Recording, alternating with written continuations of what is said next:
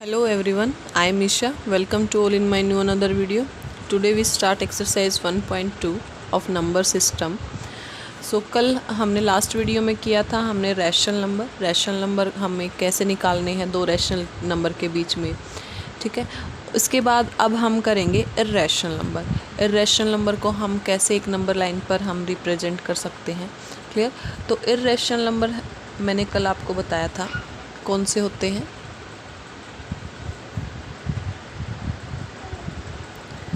Irrational number जो हमारी root वाली वैल्यू होती हैं, ठीक है। ये जैसे पाई है, ये जो वैल्यू होती हैं इनको हम इर्रेशनल नंबर बोलते हैं। इनको इर्रेशनल नंबर क्यों बोलते हैं? क्योंकि जब हम इनका रूट निकालेंगे, जैसे 2 है, 2 का हम रूट निकालेंगे तो पॉइंट के बाद जो है ये एक पॉइंट पर कभी ख़त्म नहीं होता, ये बारी बारी से पॉइंट के बाद कुछ कुछ नंबर आते जाएंगे, तो इसलिए हम इनको इर्रेशनल नंबर बोलते हैं, क्लियर। सो 1.2 एक्सरसाइज स्टार्ट करते हैं क्वेश्चन नंबर फर्स्ट से। सो क्वेश्चन फर्स्ट जो है वो है हमारा, state whether the following statements are true और फॉल्स। तो हमने ये बताना ये तीनों स्टेटमेंट हमारी ट्रू हैं या फॉल्स हैं, एंड जस्टिफाई योर आंसर, और अपने आंसर को जस्टिफाई करना है। देन फर्स्ट पार्ट है every irrational number is a real number. इसने क्या कहा है कि प्रत्येक जो हमारा इर्रेशनल नंबर है वो रियल नंबर है। देखो हमने क्या पढ़ा था पीछे वीडियो में कि जो रियल नंबर है वो क्या है, collection of irrational and rational, ठीक है। जो रियल नंबर है वो किसका कलेक्शन है? इर्रेशनल एंड रेशनल नंबर का, ठीक है। तो इसने क्या कहा है, irrational number is a real number. तो इर्रेशनल नंबर जो है वो रियल नंबर है, क्लियर। और रेशनल नंबर भी किस में आता है? रियल नंबर में। तो ये हमारा क्या है? ट्रू है, क्लियर। यहाँ पर आंसर में जस्टिफाई क्या लिखेंगे? Because irrational number is a collection, real number is a collection of irrational and rational number, clear. So second है हमारा, every point on number line is of the form root M. इसने क्या कहा है कि जो हर पॉइंट है जो नंबर लाइन पे वो रूट एम की फॉर्म में होगा। एम कोई भी नंबर है और एम जो है वो नेचुरल नंबर है। देखिए अगर मैं यहाँ पर लेती हूँ, देखो यहाँ पर क्या है, every point on number line is of the form of root M. देखो अगर मैं यहाँ पर लेती हूँ कि रूट 4, ठीक है, तो इसकी वैल्यू जो है वो हमारी प्लस या -2 आएगी। तो इस केस में तो रूट 4 की वैल्यू जो है +-2 आई है, तो 2 क्या है हमारा नेचुरल नंबर। इस केस में तो ये ट्रू हो जाएगा। लेकिन अगर मैं यहाँ पर लिखूँ रूट 7, तो इसकी वैल्यू तो नेचुरल नंबर नहीं आएगी, इसकी वैल्यू तो हमारी पॉइंट समथिंग पॉइंट में आएगी। तो इस केस में ये जो हमारी इक्वेशन है ये क्या हो जाती है? फॉल्स। तो ये स्टेटमेंट क्या है? False, clear. So third question है हमारा, every real number is a irrational number. इसने क्या कहा है कि हर जो हमारा रियल नंबर है वो इर्रेशनल है, क्लियर। क्या कहा है कि एवरी रियल नंबर इज, जो हमारा फर्स्ट था उसमें क्या कहा था? इर्रेशनल नंबर रियल नंबर है। इर्रेशनल नंबर क्या है? Real number. अब इसने क्या बोला? रियल नंबर इर्रेशनल नंबर है। रियल नंबर तो इर्रेशनल नहीं है, रियल नंबर तो इर्रेशनल और रेशनल दोनों का कलेक्शन है। तो ये क्या है हमारा? फॉल्स, क्लियर है ये question. So second question, so question second है हमारा, are the square root of all positive integers irrational number. क्या कहा है कि square root of all positive integer, सभी पॉजिटिव इंटीजर का अगर हम स्क्वायर रूट करेंगे तो उसका जो आंसर आएगा वो इर्रेशनल होता है क्या? अगर नहीं, if not give an example of square root. कोई एग्जाम्पल दीजिए square root of a number, किसी नंबर का जो रैशनल नंबर है, क्लियर। सो यहाँ पर देखिए, अगर मैं कोई इंटीजर ले रही हूँ, सपोज कीजिए हमने यहाँ पर 4 ले लिया, ठीक है, तो इसका जो हमारा स्क्वायर रूट आएगा वो आएगा हमारा प्लस या -2, जो कि हमारा क्या है? Rational number, clear. अगर मैं यहाँ पर लेती हूँ रूट 9, तो इसका जो स्क्वायर रूट आएगा वो हमारा आएगा प्लस या -3, क्लियर। अगर मैं यहाँ पर लेती हूँ स्क्वायर रूट ऑफ 11, तो इसका जो आंसर आएगा वो कोई भी इर्रेशनल नंबर आएगा। लेकिन यहाँ पर जो ये नंबर हैं इनका जब मैंने स्क्वायर रूट किया है तो ये क्या आ रहा है, रैशनल। तो इसने क्या बोला है, square root of all positive integers irrational, कि सभी पॉजिटिव इंटीजर, ये भी इंटीजर है पॉजिटिव, तो इनका स्क्वायर रूट जो है इर्रेशनल आना चाहिए, जो कि हमारा यहाँ पर क्या हो गया, फॉल्स। नहीं, ये तो रैशनल आ रहा है। तो हम यहाँ लिखेंगे √4 एंड √9 का ही एग्जाम्पल लीजिए। आर द पॉजिटिव इंटीजर्स, ये क्या है, पॉजिटिव इंटीजर्स हैं, और इनका जो है square root and square root जो है आर रैशनल नंबर। क्या है, रैशनल नंबर, रैशनल नंबर है। So it is false.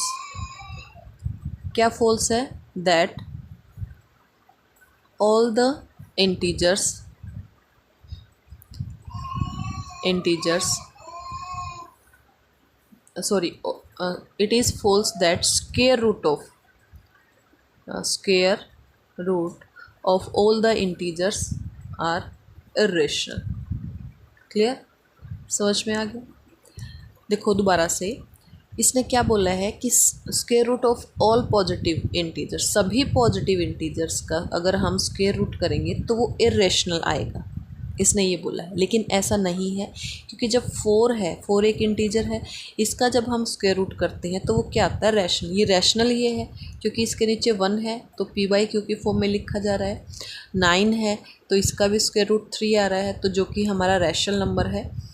तो यहाँ पर इसने क्या बोला है कि सभी जो पॉजिटिव इंटीजर है वो इर्रेशनल ही होगा स्क्वायर रूट करने के बाद, जो कि हमारा फॉल्स आ रहा है, क्योंकि जस्टिफाई किया है एग्जांपल के साथ हमने कि 4 एंड 9 आर पॉजिटिव इंटीजर्स, कि 4 और जो 9 है वो पॉजिटिव इंटीजर्स हैं, एंड स्क्वायर रूट जो है उनका वो क्या आ रहा है, रैशनल नंबर।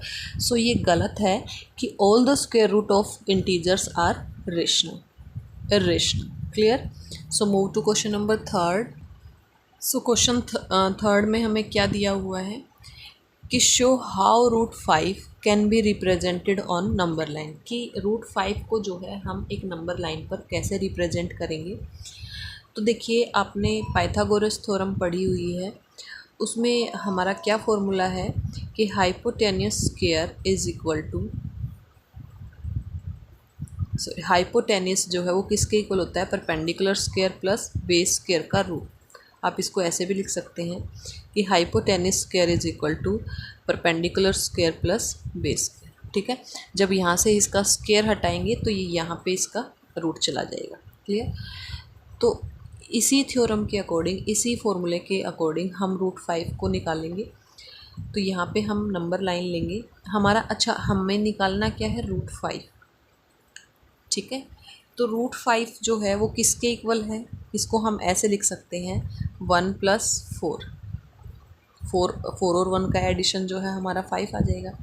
अब इसको कैसे लिख सकते हैं हम कि 1 का स्क्वायर प्लस 4 को मैंने लिख दिया 2 का स्क्वायर। क्लियर, समझ में आ गया। तो ये परपेंडिकुलर प्लस बेस स्क्वायर हो गया हमारा। ठीक है, तो अब हम इसको नंबर लाइन पर रिप्रेजेंट करेंगे। उसके लिए हम एक नंबर लाइन लेंगे। ये हमने नंबर लाइन ले लिया, 0 1 2 एंड 3। आप जो है स्केल से अच्छे से बनाओगे, और जो ये हमारा डिस्टेंस है 0 1 1 और 2 2 और 3, इनके बीच का जो डिस्टेंस है वो इक्वल मेज़र करेंगे। क्लियर। सो यहाँ पर देखिए हमारा बेस क्या है, 2 यूनिट है। हम ये 0 to 1 1 यूनिट मान लेंगे, 0 to 2 ये 2 यूनिट। तो ये यहाँ से लेकर यहाँ तक, 0 से लेकर 1 तक जो ये लेंथ हमने लेट करी है, ये हमने कर ली 2 यूनिट। क्लियर। तो यहाँ पर ये हमने बेस ले लिया 2। उसके बाद हमने यहाँ पर 90 डिग्री का एंगल बनाया। एंगल आई थिंक सबको बनाना आता है 90 डिग्री का, आप कंपास से अच्छे से बनाओगे। ठीक है, उसके बाद हमने 90 डिग्री की जो है ये लाइन ड्रॉ करी। क्लियर? ये ऐसे आपको अच्छे से लाइन ड्रॉ करनी है। उसके बाद जितना हमारा 1 यूनिट लेंथ है, क्योंकि हमने जो परपेंडिकुलर है वो 1 लेना है, तो जितनी जो ये 1 यूनिट हमारी जो लेंथ है, ये 1 यूनिट हमने ये यहाँ से लेकर यहाँ तक इसको 1 यूनिट ही कट करना है, जितनी ये लेंथ है 1 यूनिट। क्लियर? क्योंकि ये हमारे डिस्टेंस जो है वो सिमिलर होने चाहिए, सेम होने चाहिए, राइट? तो ये जो हमारी पॉइंट आ गया, ये जो पॉइंट है ये हमारा है, जो लेंथ है ये है हमारी 1 यूनिट। क्लियर? अब ये पॉइंट जो है 0 और ये जो हमने 1 यूनिट लिया है, इसको हम आपस में मिला देंगे। क्लियर? तो हमने इसको यहाँ पर ये मान लिया O, ये मान लिया हमने O, ये मान लिया हमने A and this is B। Clear? तो ये हमारी जो OB हमारा जो लेंथ आया है, ये OB ये हमारा आया है √5। क्लियर? ये लेंथ √5 आई है। हमने क्या करना है, √5 को हमने नंबर लाइन पर, यहाँ इस नंबर लाइन पर निकालना है। तो हम क्या करेंगे, जितनी ये लेंथ है OB की, कंपास को यहाँ रखेंगे, पॉइंटर को, यहाँ से हम जो है एक आर्क लगाएंगे जो यहाँ पर इस लाइन को कट करेगा। यहाँ पर कहीं पे जो ये पॉइंट होगा हमारा, ये हमारा होगा √5। समझ में आ गया? तो इस तरीके से हम जो है नंबर लाइन पर ड्रॉ करेंगे। देखो दोबारा से समझ लो कि जो हमारा ये पाइथागोरस थ्योरम है, इसके अकॉर्डिंग हम चलेंगे √5 को। जैसे एक क्वेश्चन और हम सिमिलर एक क्वेश्चन और करते हैं, उससे आपको क्लियरली समझ में आ जाएगा। अब यहाँ पर देखिए √3 है, √3 को हमने नंबर लाइन पर रिप्रेजेंट करना है। तो इसके लिए और √2 को, √3 और √2 दोनों को मैं करके दिखाऊंगी आपको। ठीक है? तो इसके लिए सबसे पहले हम एक नंबर लाइन को ड्रॉ करेंगे। ये नंबर लाइन हमने बना ली। ठीक है? 0 1 2 एंड 3। ठीक है? तो सबसे पहले √2 को हम रिप्रेजेंट करेंगे। देखिए √2 जो है वो किसके इक्वल है, 1 + 1 के। अब हम इसको क्या लिख सकते हैं कि भाई 1 का स्क्वायर + 1 का स्क्वायर लिख सकते हैं, क्योंकि 1 का स्क्वायर इज़ 1 एंड 1 का स्क्वायर इज़ 1, 1 and 1 इज़ 2। तो ये हमारा क्या है, परपेंडिकुलर एंड बेस। ठीक है? तो हमने यहाँ से यहाँ तक 1 यूनिट जो है हमने बेस ले लिया। ये जो 1 यूनिट है ये हमने बेस ले लिया। ठीक है? अब यहाँ पे हमने ये जो पॉइंट है इस पर हमने 90 डिग्री का एंगल बनाया और ये लाइन ड्रॉ कर दी। आपको अच्छे से बनाना है 90 डिग्री का एंगल स्केल और कंपास की हेल्प से। उसके बाद जितनी ये 1 यूनिट लेंथ है वो यहाँ से हमने ये 1 यूनिट लेंथ कट कर दिया। ठीक है? अब ये भी 1 है और ये भी 1 है, ये भी 1 यूनिट हो गई। अब जो ये पॉइंट है, इस पॉइंट को इस पॉइंट से हम मैच कर देंगे, मिला देंगे। हमने यहाँ पर ले लिया A, ये ले लिया O and this is B। तो जो ये OA है, ये OA जो हमारी साइड है वो आई है √2, क्योंकि base square plus perpendicular square वो तो किसके इक्वल हो गया, हाइपोटेनस स्क्वायर के इक्वल हो गया, जो कि हमारा √2 आया है। अब यहाँ पर देखिए पॉइंटर को यहाँ पर रखेंगे, कंपास के पॉइंटर को, और यहाँ से हम एक आर्क लगाएंगे और ये आर्क जहाँ इस पॉइंट पर जहाँ कट करेगी वो पॉइंट हमारा होगा √2 का। क्लियर? तो इसी के ऊपर हम √3 को करेंगे। अब √3 है उसको मैं लिख दूंगी √2 का होल स्क्वायर प्लस 1 का होल स्क्वायर लिख सकती हूँ, क्योंकि √2 से स्क्वायर से √2 कट जाएगा तो ये हमारा हो जाएगा 2 + 1, 2 + 1 इज़ 3। क्लियर? तो √2 हमने यहाँ पर निकाल दिया है। क्लियर? यहाँ से हमने √2 ले लिया है। इसके ऊपर हम क्या करेंगे, एक 90 डिग्री का एंगल बनाएंगे इस तरीके से। क्लियर? और इस पॉइंट, इस लाइन को हम 1 यूनिट कट कर देंगे। सपोज कीजिए हमारी 1 यूनिट ये आई है, तो इस O को हम इससे मिलाएंगे। तो जो ये O और ये पॉइंट हमने मान लिया C, ये OC जो आया है ये हमारा आया है √3। क्लियर? अब यहाँ से यहाँ तक हम कंपास को ओपन करेंगे और ये आर्क जहाँ पर भी हमारी कट करेगी, यहाँ पर कहीं पे कट करेगी, तो जो ये पॉइंट आएगा ये हमारा आएगा √3। क्लियर, समझ में आ गया। इस तरीके से हमारा पूरा एक स्पाइरल बनता है, √3, √4, √5, √6, √7, इसी तरीके से ये ऐसे घूमता हुआ चला जाएगा। ठीक है, तो आई थिंक यहाँ तक आपको क्लियर हो गया होगा।